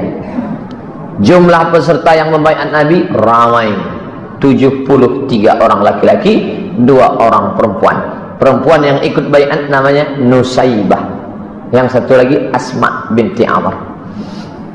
Apa isi bai'atnya? Nih, ala sam'i, kami mendengar, wa ta'ah, kami patuh, fin nasyad wal kasal, dalam keadaan semangat maupun lemah, untuk menolong dalam keadaan sulit, untuk amar ma'ruf nahi mungkar. Kami akan menolong dakwahmu dalam sulit maupun senang. Kami akan amar ma'ruf nahi mungkar sampai habis. Nabi mengangkat para mentor kalau sekarang. Jadi jangan bayangkan dakwah Nabi itu tak pakai strategi. Diangkat Nabi ini 9 orang dari suku Khazraj, 3 orang dari suku Aus. Kalian balik, ini kepala, ini ketua, ini ketua, ini ketua, penanggung jawab. Antum ala qaumikum, kalian terhadap suku kalian, bima fihim kufala, kalian menjadi penanggung jawab, kakafalatil hawariyin li Isa bin Maryam. Sebagaimana Nabi Isa punya murid-murid hawariyin, begitu pula lah keadaan kalian. Wa ana kafilun ala qaumi, saya penanggung jawab utama, di bawah itu ada. Ini manajemen strategi Nabi. Jadi tak bisa main sendiri, one man show. Ada pimpinan tertinggi, di bawah itu diangkat ketua-ketua yang akan bertanggung jawab pada suku masing-masing. Setelah ready, siap, barulah Nabi hijrah. Kamis 26 Safar tahun ke-14 kenabian, tepatnya 12 September 622 Masehi, rapat 14 kepala suku di Darun Nadwah. Apa hasil rapatnya? Muhammad harus kita bunuh habis. Tak ada cerita lagi, ini sudah kacau, ini sudah hancur Makkah, ini sudah gara-gara dia, maka dia harus dibunuh. Maka Kamis malam Jumat, Rasul pergi bersama Abu Bakar menginap di Jabal Thawr 3 malam. Ahad malam Senin bertolak menuju Yasrib. 3 malam transit, langsung berangkat. Strategi lagi, Ali bin Abi Thalib menggantikan Nabi, tidur di tempat tidur. Abu Bakar Siddiq menemani di Jabal Thawr. Asma binti Abi Bakar ngantar makanan. Abdullah bin Abi Bakar bawa berita, update, berita harus diupdate, jangan sampai ketinggalan berita. Amir bin Buhairah gembala kambing, pura-pura gembala kambing di bawah. Kalau ada macam-macam, kasih kode Abu Bakar. Abdullah bin Urakid guide, penunjuk jalan, job description. Jangan bayangkan hijrah itu langkah kaki kanan, bismillah, tawakkaltu 'ala Allah, la haula wala quwata illa billah, kun fayakun, terjadi terjadilah. Bukan begitu. Ini perlu kita belajar tentang ini. Walaupun agak rusak konsentrasi kita sedikit mencium bau gulai kambing ini. Saya tak dikasih tahu kalau malam ini ada ini. Kalau tahu gini tak saya buat slide-slide ceramah. Lah aku ceramahnya tentang akikah aja. Itulah akan datang kalau ngundang saya kasih tahu acaranya apa. Slide lama saya persiapkan. Umur 54 tahun Nabi berhijrah. Hari Senin Rabiul Awal 23 September sampailah dia di tempat bernama Quba. Menginap 4 malam di Quba, malam Selasa, malam Rabu, malam Kamis, malam Jumat. Hari Jumat bertolak ke Yathrib, sholat Jumat di kampung Bani Salim. Ini dalil boleh sholat Jumat di tanah lapang walaupun masjid ada dalam keadaan tertentu. Jumat 12 Rabiul Awal 27 September 622 sampai di Yathrib. Lahir 12 Rabiul Awal sampai di Madinah 12 Rabiul Awal. Bedanya hari Senin lahir sampai hari Jumat. Apa yang dilakukan Nabi pertama kali? Rekonsiliasi. Bangun Masjid Nabawi, mempersaudarakan Aus dan Khazraj, mempersaudarakan Muhajirin dan Ansar, mempersaudarakan penduduk Madinah. Aus, Khazraj, kelahi, saudara. Muhajirin datang dari Makkah, ini orang Madinah, saudara. Orang Muslim dengan orang Yahudi, saudara. Maka lahirlah rekonsiliasi yang disebut dengan Piagam Madinah. Apa isi Piagam Madinah? 2 nih, 1 sampai 12. Jangan ditengok lama-lama, tenang-tenang. Kalau dalam harian Piagam Jakarta, mirip Piagam Madinah, ya kebersamaan.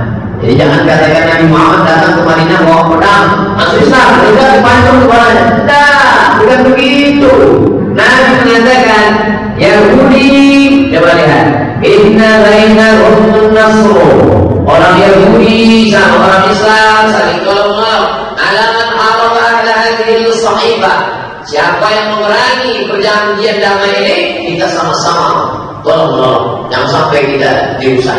Baru katakan mereka berkhianat. Mereka yang mengkhianati perjanjian ini, baru Nabi bertindak. Nabi itu bukan action, Nabi itu reaksi. Orang Islam mesti paham ini. Jangan kita tidak bisa bela Nabi kita. Nabi kalian datang usir orang Yahudi, pancurnya kepala. Itu terjadinya kapan? Tahun pertama Nabi pindah damai. Allah mengangkat salam. Ya orang Islam salam. Nanti belakang baru terjadi pengusiran. Perjanjian dimanapun asal orang pengkhianat memang hukumannya harus mati. Masalah dan solusi, muncul masalah di Makkah ada masalah, ya pindah ke Madinah muncul masalah. Hidup di tempat masalah, takut menghadapi masalah jangan hidup, takut hidup mati saja. Orang-orang kafir Quraisy Makkah tetap sudah jauh pun tetap mereka datang memerang. Turun ayat, coba tengok, 13 tahun selama di Makkah tak ada perang. Tidak ada ayat perang, tak boleh. Jangan katakan Islam itu perang. 13 tahun, mana ada perang? Tak pernah Nabi mengatakan, ayo ambil parang kita. Tidak ada. Sampai turun izin perang. Ini dia. Surat Al-Asr 39. Uzina, diizinkan. Uzina lilladzina yuqataluna bi'annahum zulimu. Orang-orang yang dibunuh. Zulimu, mereka dizalimi. Uzina, diberi izin. Mereka diberi izin, kenapa? Qutilu, karena mereka dibunuh. Zulimu, karena mereka dianiaya. Wa innallaha ala nasrihim laqadir. Allah kuasa menolong mereka. Muncul 4 pasal. 1, kafir Quraisy Makkah adalah kafir harbi yang wajib diperangi karena mereka telah membunuh, mengusir dan mengganggu. 2, orang Yahudi yang berkhianat dijatuhi hukuman. 3, Nasrani yang memusuhi kaum muslimin diperangi hingga mereka membayar jizyah, pajak. 4, Yahudi Nasrani musyrik yang masuk Islam tidak boleh diganggu. Maka muncul istilah zimmi dan harbi. Zimmi, saudara kita, tetangga kita, walaupun tak seagama. Harbi, orang yang memusuhi kita, wajib dipancung kepalanya. Ini beberapa peperangan sejak diwajibkan perang. Jihad, dakwah dengan jihad beda kan? Muncul perang 1 Ramadan. Ini tahun pertama berada di Madinah, ini perang. Ada yang 30 orang, ada yang 60 orang, Ada yang 70 orang, ada yang 200 orang. Ini 200 mulai ramai pasukan Nabi SAW. Tahun kedua, kita mulai urut satu, tahun 2, tahun 3, tahun 4, tahun 5, tahun 6. Tahun kedua hijrah, bulan Safar, perang. Bulan Rabiul Awal, tahun kedua. Perang yang terbesar adalah perang Badar. Wah, ini tahun kedua. Tahun bulan Ramadan, Badar. Ini pelajaran apa? Ramadan bukan bulan tidur. Ramadan adalah bulan jihad. Berapa jumlah kaum muslimin? 313 sampai 319. Hasilnya 50.000 dinar, 1 dinar 4,25 gram, 1 gram emas 4,25 gram 500 lebih kurang 2 juta. 2 juta kali 50.000 sama dengan 100 M. Tahun kedua itu kaum muslimin mendapatkan harta rampasan perang 100 miliar. Apakah perangnya itu hadiah dari Allah? Pakai strategi. Pertama, berkemah di dekat oase agar mampu menguasai persediaan air. Sahabat angkat tangan, ya Rasulullah, ya. Apa ada wahyu di mana kita berkemah? Tak ada wahyu. Kalau gitu kita kemah di sini ya Rasulullah. Supaya apa? Supaya air kita kuasai. Kita sudah menang 1-0. Nanti musuh airnya habis, kemana dia? Oh. 2, keluar dari kemah di awal waktu. Ini Nabi mengajak. Besok pagi-pagi kita keluar. Medan perang, mana matahari terbit? Sana, kita berkemah di sana. Berkemah tempat matahari terbit supaya ketika matahari muncul, mata musuh silau. Sudah menang 2-0. 3, kita mesti tahu jumlah musuh itu berapa. Maka dijaga tempat air. Malam-malam datang kafir musyrik ngambil air, ditangkap, diinterogasi. Kebetulan yang mengambil air itu kan biasanya tukang masak. Berapa ekor onta kalian potong setiap hari? Tanya dia. Itu yang masak, ya. Berapa yang kalian potong onta? Kata dia antara 9 sampai 10 ekor. Langsung Nabi ngambil kesimpulan. Berarti jumlah mereka 900 sampai 1000 orang. 300 melawan 1000 orang. Nabi berdoa dari Isya sampai subuh. Salat Isya malam itu, malam Jumat tanggal 17 Ramadan, Nabi berdoa dari Isya sampai subuh. Jatuh sorban burdahnya, datang Abu Bakar menaikkan ke pundaknya. Berhentilah ya Rasulullah, tidurlah, besok kita perang. Kata Nabi, tidak, sampai sholat subuh. Itu menunjukkan Nabi fisik luar biasa. Berapa umur Nabi waktu itu? 55 tahun. Hari ini umat Muhammad 55, sedang ke rumah sakit, baru mendapat surat keterangan dokter. Apa pertolongan Allah?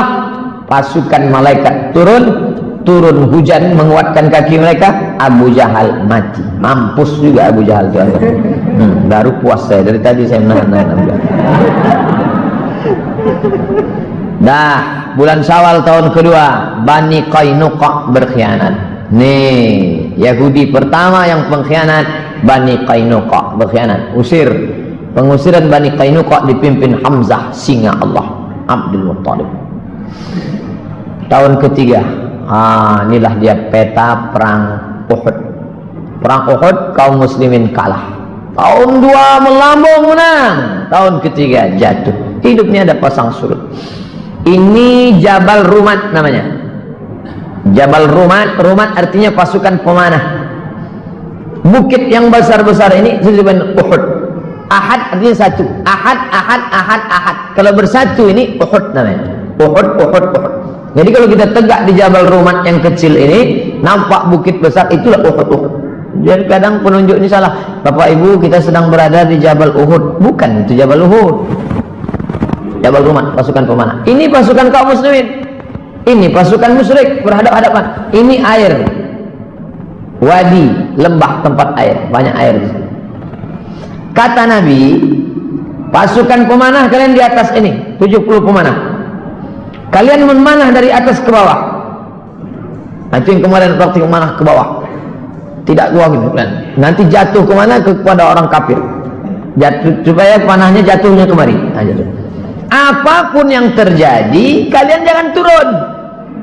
Kalau aku di bawah ini menang, kalian jangan turun. Kalau aku kalah, kalian jangan turun. Apapun yang terjadi, jangan turun. Ketika pasukan Nabi di bawah menang, pasukan pemanah turun berebut harta rampasan perang. Ketika pasukan pemanah turun, pasukan musyrik berputar dari belakang bukit memerangi pasukan Islam, meninggal. Disitulah meninggalnya Hamzah bin Abdul Muttalib. Jadi kalau orang pergi umrah paham kisah ini, menangis dia di atas bukit ini. Yang sekarang tak ada nangis.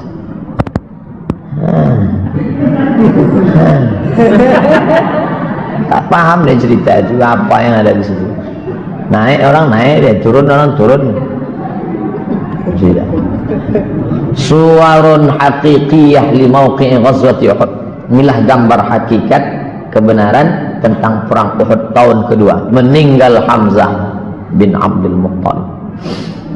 Meninggal Hamzah pada peperangan ini. Setelah kafir musyrik pulang, Nabi mencari jenazah Hamzah, karena Hamzah lah sinar pertama Islam bangkit.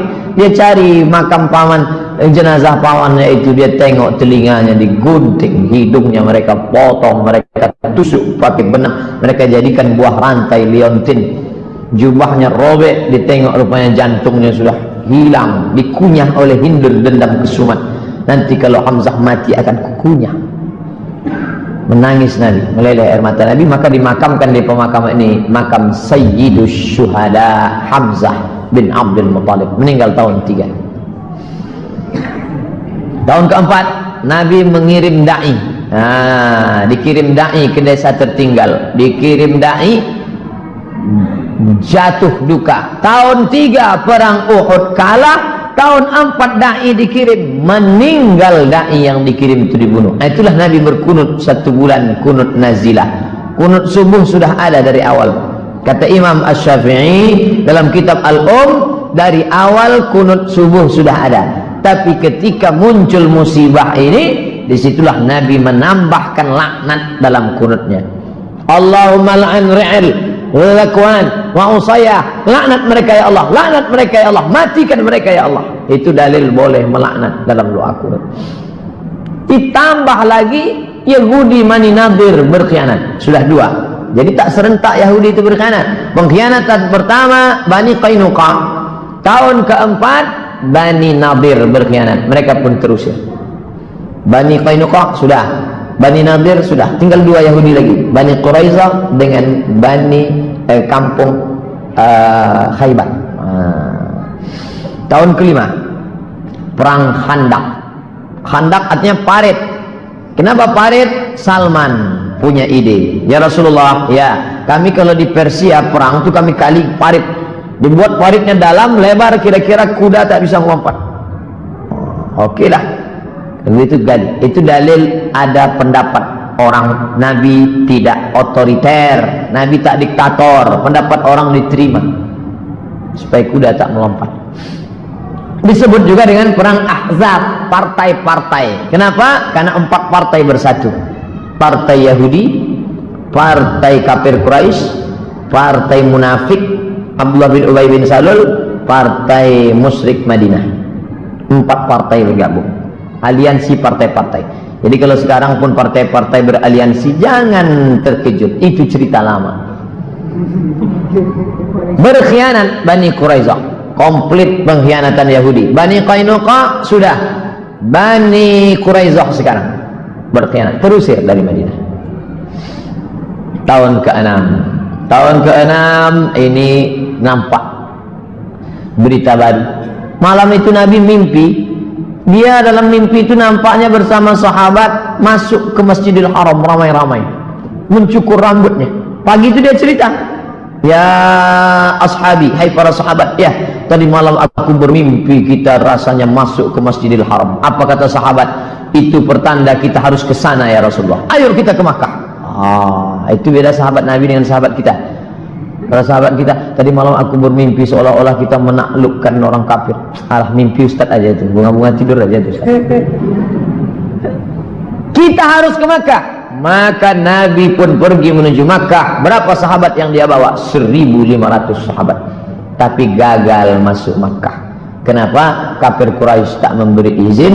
Maka muncullah apa yang disebut dengan perjanjian Hudaybiyah. Muhammad, ente belum bisa masuk, kami masih berkuasa.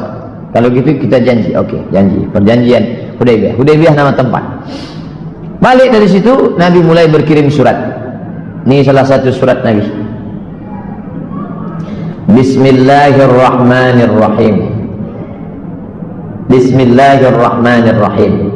Min Muhammad Rasulullah. Min Muhammad Abdullah Rasulullah. Min Muhammad bin Abdullah Rasulullah.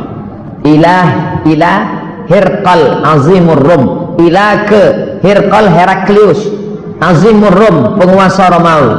Salamun ala man ittaba'al huda. Selamat bagi siapa yang mengikuti hidayah. Tengok, dia tak pakai assalamualaikum. Kenapa tak pakai assalamualaikum? Karena tak boleh mengucapkan salam pada orang kafir. Amma ba'du ada tetap di ujung. Amma ba'du. Nah, ini stempel. Nabi tidak tanda tangan karena dia buta huruf. Di ujung ini stempelnya tulisannya Muhammad 3 baris. Stempel Nabi tulisannya 3 baris. Muhammad Rasul Allah. Di kelingking sebelah kanan Muhammad Rasulullah, langsung di stempel. Pak RW kalau mau buat besok buat. Ada surat-surat. Jumpa di lampu merah pun bisa. Ini Pak surat mana? Dah. Itu menunjukkan Nabi bukan ustadz kampungan, tapi dia adalah raja bilateral, multilateral. Hubungan negara sudah dibangun. Raja-raja dia kirim, raja Romawi, raja Persia, raja Jazirah Arab, raja semua dia kirim mengajak masuk Islam. Dakwah dengan tulisan, dakwah dengan mulut sudah, dakwah dengan person sudah, dakwah dengan suku sudah, dakwah dengan tulisan. Yang nulisnya siapa? Sahabat Nabi. Tahun ke-7 Ammar bin As dan Khalid bin Walid masuk Islam. Jadi mereka masuk Islamnya belakangan, tapi jadilah daripada tak Islam sama sekali. Perang Khaybar komplit 4 Yahudi sudah. Yahudi Bani Qainuqa, Yahudi Bani Nadir, Yahudi Bani Quraizah, Yahudi Bani Khaybar. Yahudi Khaybar terusir. 91 orang mati syahid. Nabi menikahi Yahudi. Istri Nabi ada Yahudi satu, Sofiyah binti Huyai bin Akhtab. Ketika diundang ke Khaybar, Nabi diracun. Nama yang meracun Zainab bintil Haris. Nama suaminya Salam bin Mishkah. Kawan sahabat Nabi yang di sebelah makan langsung meninggal dunia. Ketika Nabi makan datang Jibril keluar. Nabi ingin, Allah ingin sahabat Nabi mati dalam keadaan syahid masuk surga. Diinterogasi si Zainab. Zainab, ya kenapa kamu racun Muhammad? Kata Zainab, aku mau ngetes dia Nabi asli apa Nabi palsu. Jahat Yahudi. Kemudian Nabi melaksanakan umrah tahun ke-7. Tahun ke-6 umrah Hudaybiyah gagal. Maka tahun ke-7 dia ganti dengan umrah qadha. 2000 orang sahabat berhasil masuk. Tawaf, sa'i, tahallul, umrah qadha. Tahun ke-8 perang Ghazwah Mu'tah. 10 Ramadan tahun ke-8 Fathu Makkah. Nabi membebaskan kota Makkah. Ini yang paling ramai. Tahun ke-6 1500, tahun ke-7 2000, tahun ke-8 Nabi membawa 10.000 orang sahabat. Dan Nabi menetap di Makkah selama 19 hari. Kemudian dia melaksanakan umrah dari Ji'ranah. Makanya Bapak Ibu yang pergi umrah, ada 2 tempat niat Makkah. Yang pertama dari Tan'im, yang kedua dari Ji'ranah. Nabi dari Ji'ranah sampai ke Makkah. Panglima perang dipimpin oleh sahabat Nabi, dia cabutkan pedangnya, Sa'ad bin Ubadah. Tahun ketiga kalian potong telinga sahabat kami Hamzah bin Abdul Muttalib, kalian belah jantungnya. Sekarang kami datang dengan membawa pasukan 10.000. Hadza yaumul malhamah, ini hari balas dendam. Apa kata Nabi? Hadza yaumul malhamah, hadza yaumul marhamah, ini hari kasih sayang. Jadi jangan bayangkan Nabi datang membawa 10.000 pasukan lalu melampiaskan dendam kesumat. Tak ada. Nabi hanya menghancurkan berhala-berhala. Lata, Uzza, Manat, Hubal, Jibti, Taghut, Naham, hancur semuanya. Dan setelah Ka'bah bersih, Bilal naik ke atas Ka'bah. Naik Bilal ke atas, azan. Bilal yang dulu diejek, Nabi ingin menunjukkan, dulu kalian mengejek Bilal, dulu kalian menjemur Bilal, ini dia orangnya. Bilal mengumandangkan azan di atas ketika mereka melihat Bilal, apa kata orang kafir musyrik? Berbisik, untung ayahku sudah mati sehingga tidak melihat burung gagak azan. Bilal hitam. Kenapa yang hitam itu? Kenapa yang tidak diajaknya Ali? Kenapa tak Ali yang azan? Kenapa tidak sahabat yang putih? Nabi ingin menunjukkan inilah Islam, tidak melihat warna kulit orang. Nabi mengangkat derajat sahabat dan menetap Nabi di sana selama 19 hari. Tahun ke-10 mulai, inilah naiknya, puncak naiknya Islam. Tahun ke-8 bebas kota Makkah. Tahun ke-10 tahun utusan-utusan, 16 utusan-utusan. Ini diutus ke sini, diutus ke sini, diutus ke sini. Ali bin Abi Thalib diutus ke Najran. Masuk. Karena orang sudah mulai gentar, takut. Sebagiannya beriman, sebagiannya masih bertahan, tapi Nabi mengutus. Maka disebut dengan Amul Wufud. Tahun ke-10 Haji Wada. Satu riwayat menyebut 114.000, tapi riwayat ini menyebut, coba lihat, arba'ah wa arba'un alfan minan nas. Mi'at 100, arba'ah wa arba'un 44.000, 144.000 jamaah. Disitulah Nabi menyampaikan khutbah Haji Wada. Ini isi khutbah Haji Wada. Haji Wada. Saat itu ada satu ucapan Nabi yang terucap. Apa kata Nabi? Inni la adri, aku tak tahu. La'alli la alqakum, mungkin aku tak akan jumpa lagi dengan kalian. Ba'da ami haza, setelah tahun ini. Bihazal mauqif, di tempat ini, abadan. Nabi naik ke atas Jabal Rahmah. Sahabat berkeliling, jumlahnya 144.000 menurut riwayat ini. Menurut Imam Abu Zur'ah, semua sahabat Nabi 114.000. Wallahu a'lam bishawab. Yang jelas mereka banyak. Ada ucapan Nabi yang diingat sahabat setelah meninggal. Inni la adri, aku tak tahu. La alqakum ba'da ami, mungkin kita setelah ini tak jumpa lagi. Memang betul-betul tak jumpa. Itulah haji terakhir. Maka disebut dengan Haji Wada. Wada, selamat tinggal, habis. Bulan Safar tahun ke-11 Nabi pergi ke Bukit Uhud. Haji Zulhijjah, Muharram, Safar. Bulan Safar pergi dia ke Bukit Uhud. Fasalla ala syuhada, dia mendoakan yang ada di Bukit Uhud. Allahumma fir lahum warhamhum. Kal muwaddi, seperti orang mau pergi jauh. Lil ahya, pada orang yang hidup dan yang mati. Seperti selamat tinggal ya, selamat tinggal. Suman sarafa ilal mimbar, setelah pulang dari Bukit Uhud, dia naik ke atas mimbar. Apa kata dia? Inni fartul lakum. Naik ke atas mimbar, aku siap memberikan syafaat untuk kamu kalian. Wa ana syahid, aku nanti akan menjadi saksi. Wa inni wallahi, saat dia di atas mimbar itu, nanti bapak, ibu, adik-adik yang pergi umrah, tengok mimbar di mihrab Nabi, di sampingnya ada mimbar. Disitulah Nabi tegak. Apa kata Nabi? Wa inni, dan aku wallahi demi Allah, la anzur ila haudi, aku sekarang melihat telaga. Tak masuk akal. Dia kan sedang tegak di mimbar. Kata dia, aku sekarang sedang melihat telaga. Dia sedang berada dalam dua dimensi. Telaga padang mahsyar. Itulah yang disebut dengan telaga Muhammad. Siapa yang minum di situ tak akan haus untuk selamanya. Mudah-mudahan kita mendapatkannya insyaallah. Amin ya Allah. Wa inni u'titu mafatih khazainul ard. Aku sudah diberikan kunci-kunci segala muka bumi ini. Mafatihul ard.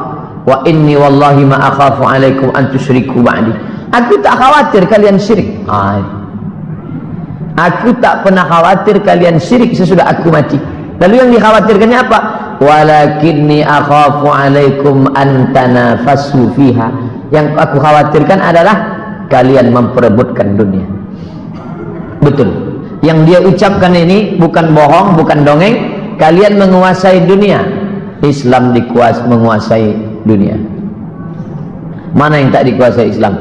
Sekarang orang-orang Islam sudah sampai, bahkan bisa menjadi wali kota di Eropa. Orang Islam menguasai Konstantinopel dikuasai. Nampaknya saat dia berada di situ, dia bisa melihat bahwa Konstantinopel akan dikuasai Islam, Mesir akan dikuasai Islam. Padahal saat itu belum. Aku sudah melihat kalian akan berkuasa. Aku tak takut kalian musyrik.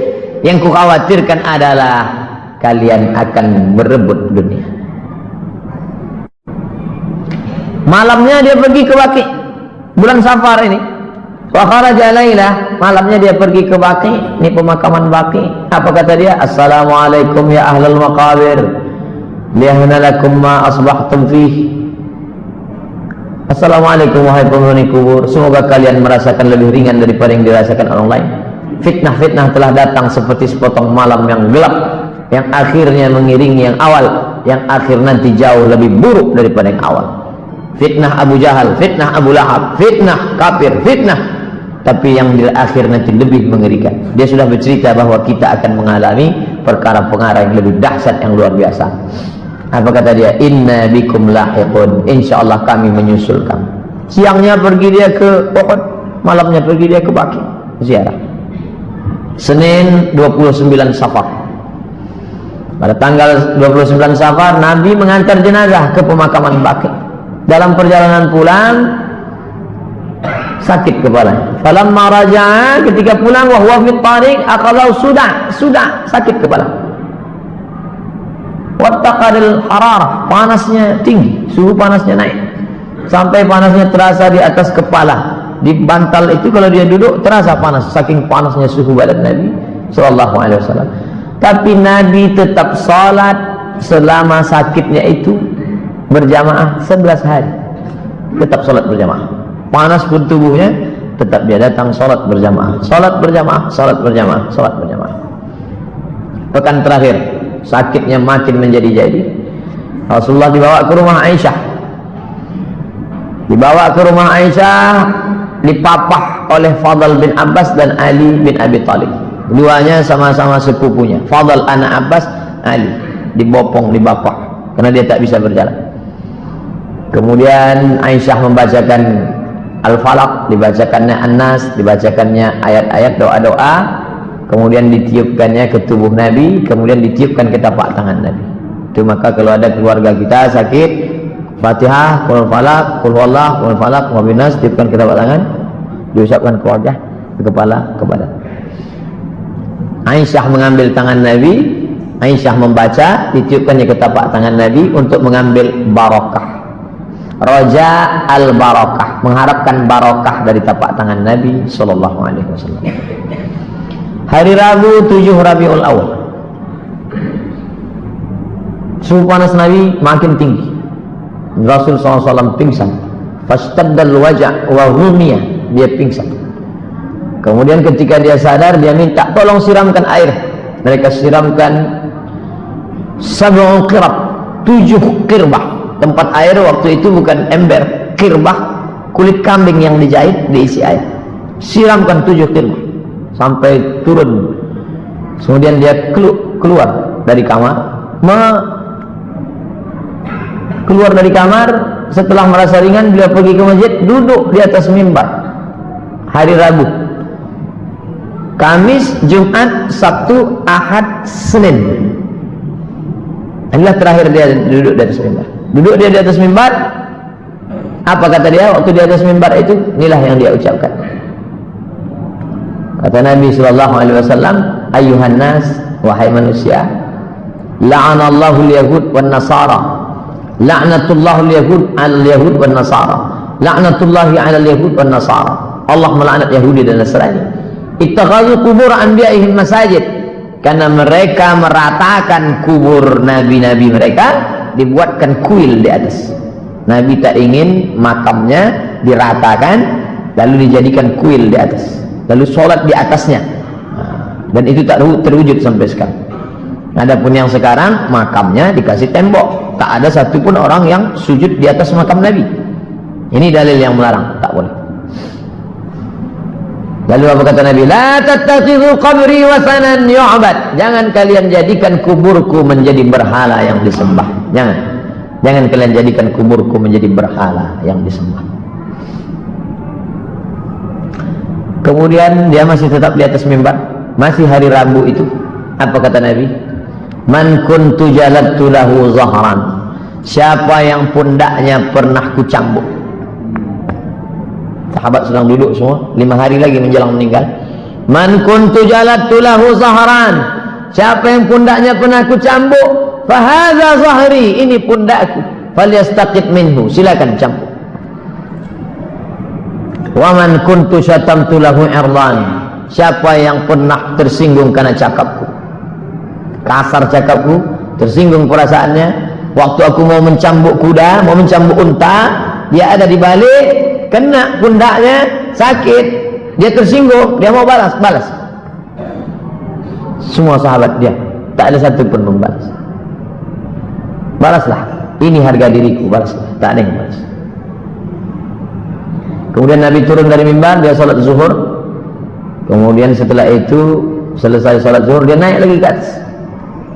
Kemudian ketika dia sedang duduk di atas mimbar, datang seorang laki-laki. Apa kata laki-laki itu? Inna li indaka thalatha darahim, ya Rasulullah, engkau ada utang 3 dirham. Waktu mencambuk tak ada yang mau mencambuk, tapi masalah duit ingat mereka. Ya Rasulullah, ada utang 3 dirham.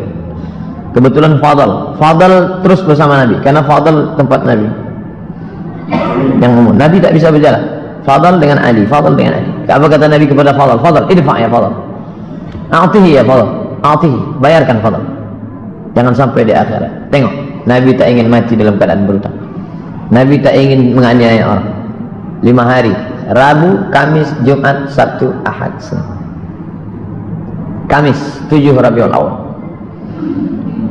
Nabi masih memimpin sholat, sakit, panas, demam, tapi masih sholat maghrib berjamaah. Waktu itu ayat yang dibacanya sholat Al-Mursalat. Saat sholat Isya, sakit makin keras, beliau tak dapat keluar memimpin sholat Isya. Habis maghrib, pulang ke rumah, jarak dari mimbar Nabi ke rumah Nabi 22 meter, karena dia di kamar Aisyah. 22 meter, Isya dia tak bisa datang.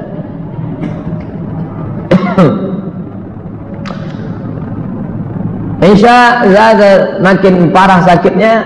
Aisyah, Nabi berkata, "Oh salat nas?" Ditanyanya Aisyah sama apakah mereka sudah salat? Kata sahabat, "Belum ya Rasulullah." Wa hum yantaziruna. Salat Isya waktu itu sahabat tak salat Isya. Mereka menunggu engkau ya Rasulullah. Da'u lima, tolong ambilkan air. Badannya lemas, dia minta ambilkan air. Mereka bawakan air, faghtasala, mandi dia. Dia mau pergi, tapi ketika mau pergi fa'ughmiya, pingsan. Tak jadi dia salat Isya. Semua apa? Ketika dia sudah sadar, ditanyanya, "Asallan nas?" Sudah salat Isya mereka? Belum. Mereka menunggu engkau ya Rasulullah. Mereka tak mau salat kalau tidak diimami Nabi. Oh qansanian wa salisan, 3 kali sampai begitu. Minta air, pingsan. Tak jadi. Sampai akhirnya inilah pertama kali Abu Bakar memimpin salat. Salat yang pertama kali dipimpin Abu Bakar adalah salat Isya pada hari Kamis 7 Rabiul Awal. Abu Bakar, aku nampaknya tak bisa, engkaulah salat. Tertunda lama salat Isya sampai tengah malam, maka Abu Bakarlah yang memimpin salat. Abu Bakar memimpin salat sebanyak 17 kali. Isya hari Kamis sampai subuh hari Senin. Karena Nabi meninggalnya duha menjelang zuhur. Kamis, Isya, Jumat, Sabtu, Ahad, Senin. Dihitung total 17 kali salat. Hari Sabtu 10 Rabiul Awal, Nabi mau keluar untuk salat zuhur. Tetap juga dia mau salat berjamaah. Ini salat berjamaah ini memang tak ada tawar menawar. Dari awal salat berjamaah. Padahal Abu Bakar sudah ditugaskannya, tetap juga dia datang. Falamma ra'ahu Abu Bakar, salat zuhur hari Sabtu, ketika Abu Bakar melihat Nabi datang, Abu Bakar ingin mundur ke depan. Nabi mengatakan, tidak, tetap engkau Abu Bakar. Lalu kemudian Nabi mengatakan, ajlisani ila jambih, dudukkan aku di samping Abu Bakar. Tetap dia salat dan duduk di samping Abu Bakar Siddiq. Hari Sabtu, hari Ahad, Rabu, Kamis, Jumat, Sabtu, Ahad. Hari Ahad 11 Rabiul Awal, Hari Ahad itu semua di budak-budak hamba saya dibebaskannya. Bebas, bebas. Kalian bebas. Tak lagi jadi budak hari ini, bebas. Kemudian ada uang dia sittah atau sab'a dananir, 7 atau 6 atau 6 atau 7 dinar. Semua dikasih, diberikannya ke kaum muslimin. Wa wahaba lil muslimin aslihatahu. Pedang, tombak, dia berikan semua. Semua senjata-senjata dia berikan semua. Baju besinya tak dia berikan, karena baju besinya tergadai di tangan orang Yahudi. Dia meminjam 30 sok gandum, 30 kali 3 kilo, 90 kilogram gandum. Masih ada utang Nabi SAW. Yang berperang dapat 100 miliar itu, kemana hartanya? Habis dia bagikan untuk fakir miskin. Nabi tidak miskin, Nabi tidak melarat. Nabi adalah orang kaya yang dermawan dan low profile. Subuh Senin tanggal 12 Rabiul Awal, Nabi tegak, lalu dia singkapkan tirai kamar. Di sini posisi imam, di sini posisi mimbar, di situ posisi kamar Nabi. Lalu Nabi membukakan tirai. Dia tengok kaum muslimin mau salat subuh. Kasyafa satra hujra Aisyah, dia buka tirai kamar Aisyah. Dia tengok mereka mau salat subuh. Summa tabassam, senyum dia. Senyum dia melihat salat subuh. Lalu kemudian mereka menyangka Nabi akan ikut salat bersama mereka. Karena mereka melihat Nabi tegak, nampaknya Nabi akan ikut salat. Tapi kemudian rupanya Rasul memberi aba-aba dengan tangannya pertanda lanjutkan salat kalian. Dia tak bisa tegak, dia tak bisa untuk berjalan ikut salat. Lanjutkan salat. Dia salat di kamar. Lalu kemudian Rasul SAW balik menutup tirai. Subuh hari Senin Nabi tidak salat bersama sahabat, tapi dia salat di kamar Aisyah. Waktu duha Nabi memanggil Fatimah. Dia panggilnya Fatimah. Lalu kemudian dia berbisik di telinga Fatimah. Fatimah tersenyum. Bisiknya pertama, Fatimah menangis. Bisiknya, Fatimah tersenyum. Aisyah bertanya, apa yang dibisikkannya Fatimah? Sarani, tadi dia berbisik. Fa akhbarani, dia katakan, anni awwalu ahlihi yattabi'u. Sarani, dia berbisik pertama kali, annahu yuqbadu fi waj'ihi alladhi tufiya fihi. Kata dia, ini sakitku ini tak lama lagi wahai Fatimah, dan aku akan mati. Maka menangis Fatimah. Fabakaitu, lalu aku menangis. Summa sarani, berbisik dia yang kedua kali. Dia beritahukan kepadaku, awwalu ahlihi, aku adalah orang pertama yang akan menyusul dia nanti. Cakapnya itu betul, karena 6 bulan sesudah ini Fatimah pun meninggal.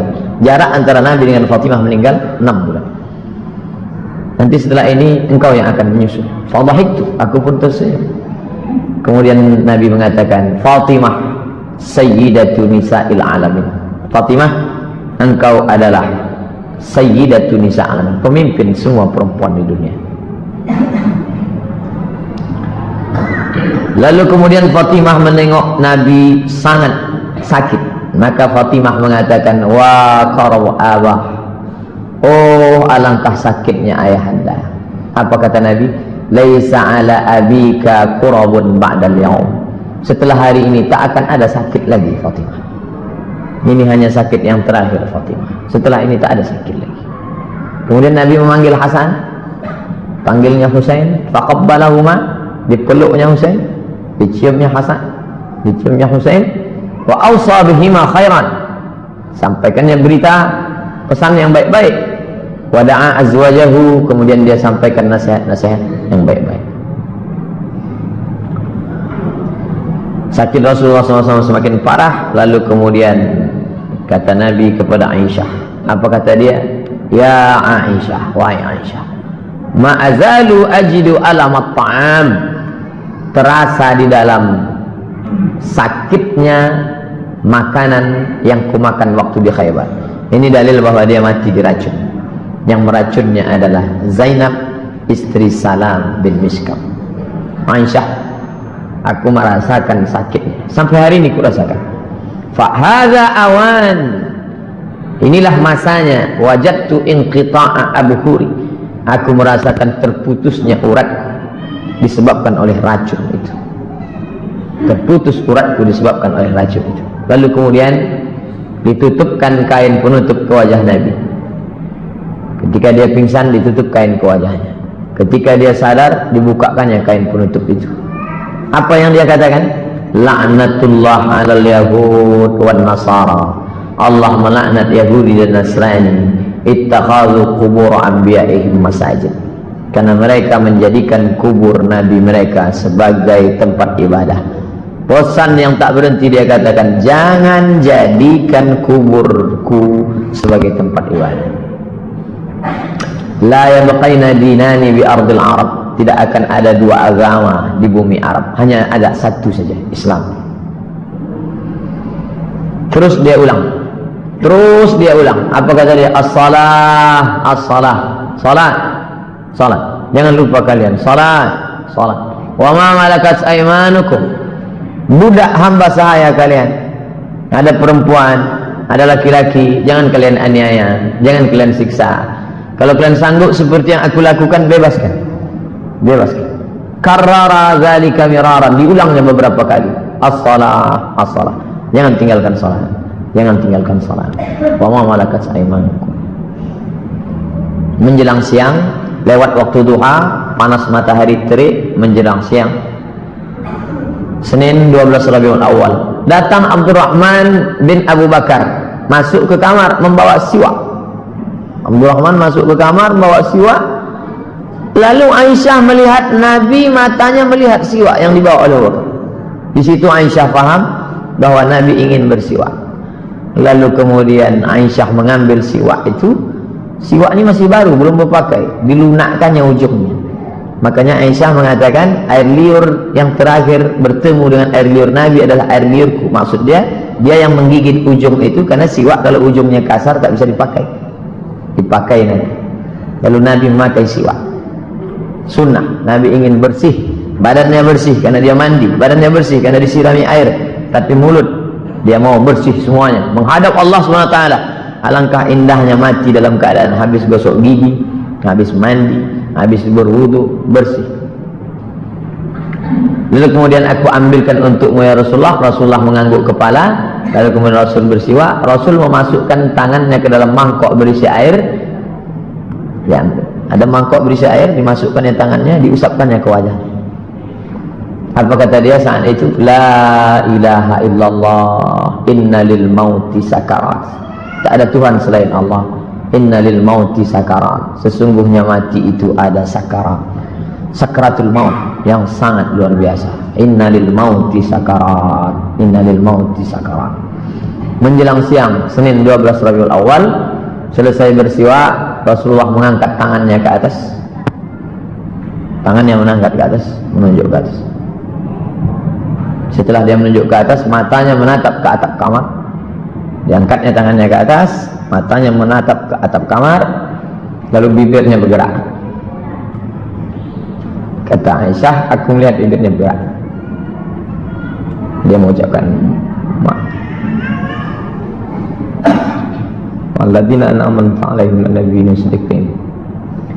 Ma'alladzina an'amta 'alaihim, bersama dengan orang yang kau berikan nikmat, minan nabiyyin, para nabi, as-siddiqin, orang yang siddiqin, was-syuhada, orang yang mati syahid, was-salihin, orang yang saleh. Allahumma firli, ampunkan aku ya Allah, warhamni, rahmati aku ya Allah, wa alhiqni bir rafiqil a'la. Ini yang diulangnya 3 kali. Allahumma rafiqil a'la, Allahumma rafiqil a'la, Allahumma rafiqil a'la. Waktu doa Senin, hari mulai panas 12 Rabiul Awal. Allahumma salli ala sayyidina Muhammad wa alihi